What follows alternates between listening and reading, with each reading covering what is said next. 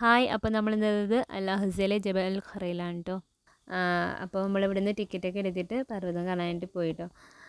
അപ്പോൾ എന്താ പറയുക, അതിമനോഹരമായിട്ടുള്ളൊരു വ്യൂ തന്നെയായിരുന്നു കേട്ടോ.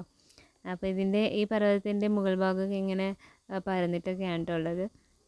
നല്ല ഭംഗിയുണ്ട് കേട്ടോ ഇവിടെ ഓരോന്നും അവർ നിർമ്മിച്ച് വെച്ചിരിക്കുന്നതൊക്കെ കാണാനായിട്ട്. നല്ല ഭംഗിയുണ്ടായിരുന്നു. ഞങ്ങൾ കുറേ നേരം അതൊക്കെ കണ്ട് ആസ്വദിച്ചു കേട്ടോ. വളരെ കൗതുകരമായിട്ടുള്ളൊരു കാഴ്ച തന്നെയായിരുന്നു കേട്ടോ ജബൽ അൽ ഖറയിലത്.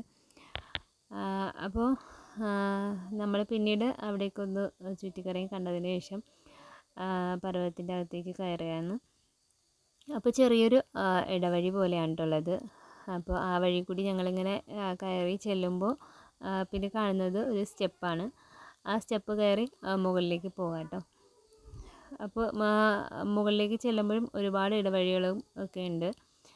അപ്പോൾ പിന്നെ ഇതിൻ്റെ പ്രത്യേകത എന്താണെന്ന് പറയുന്നുണ്ടെങ്കിൽ ഇതിൻ്റെ പുറത്ത് നല്ല ചൂടാണ്, പക്ഷേ ഇതിൻ്റെ അകത്ത് നല്ല തണുപ്പാണ് കേട്ടോ. നല്ല അത്ഭുതകരമായിട്ടുള്ളൊരു കാഴ്ച തന്നെയായിരുന്നു.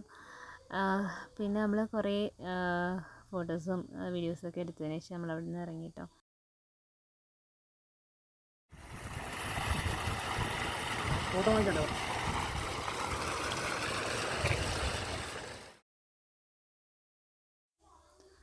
അപ്പോൾ ഇതിൻ്റെ ലോങ് വീഡിയോ ചാനലിൽ അപ്ലോഡ് ചെയ്തിട്ടുണ്ട് കേട്ടോ. അപ്പോൾ വേണമെന്നുള്ളവരൊന്ന് കയറി കണ്ടു നോക്കൂ കേട്ടോ. അപ്പോൾ എന്താ പറയുക, ജബൽ അൽ ഖറയുടെ കാഴ്ചകളും വിശേഷങ്ങളൊക്കെ ഇത്രയൊക്കെ തന്നെയാണ്. അപ്പോൾ വീഡിയോ ഇഷ്ടമായെങ്കിൽ എല്ലാവരും ഒന്ന് ലൈക്ക് ചെയ്യൂ കേട്ടോ, കമൻറ്റ്സ് ചെയ്യാം. അപ്പോൾ പുതിയൊരു വീഡിയോ ആയിട്ട് വീണ്ടും കാണാം. Take care, by.